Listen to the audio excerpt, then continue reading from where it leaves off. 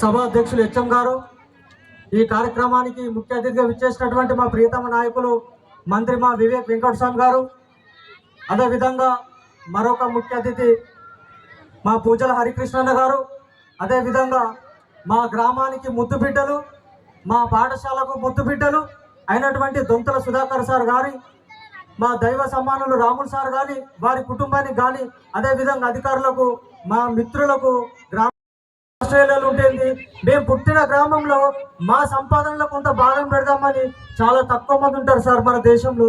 అలాంటి తక్కువ మందిలో మా జక్కాపూర్ ఆనిముత్యాలు కొంతమంది ఉన్నారు సార్. వారిలో మా రాములు సార్ కానీ, మా సుధాకర్ సార్ గారు ఉన్నారు. ఒకరు గుడి, మరొకరు బడి. ఒకరు శ్రీరామనవమి వచ్చిందంటే మా ఊరు మొత్తం పండగ వాతావరణం సార్. కనీసం చికెన్ కూడా ఇక్కడ అనుకోరు, కోడిగుడ్డు కూడా ఎవరు అనుకోరు.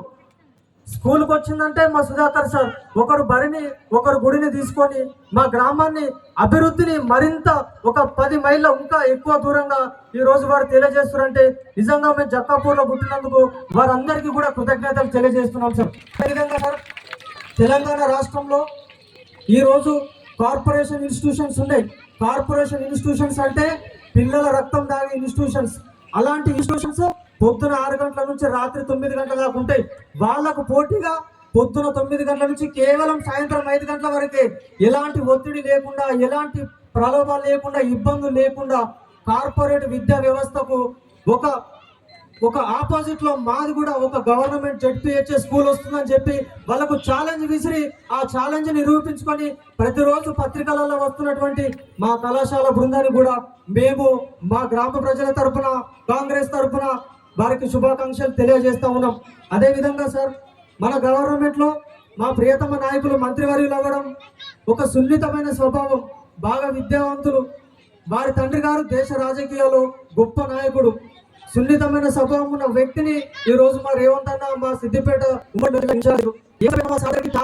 చదువుతాడు. ఏదైనా రాష్ట్రంలో కూడా ఏమనుంటే కూడా కోపానికి రాడు, సరిదిద్దుతాడు. అలాంటి గొప్ప వ్యక్తి మీరు మా ఉమ్మడి మెదక్ జిల్లాకి ఇన్ఛార్జిగా రావడం నిజంగా మేము చేసుకున్న అదృష్టం సార్.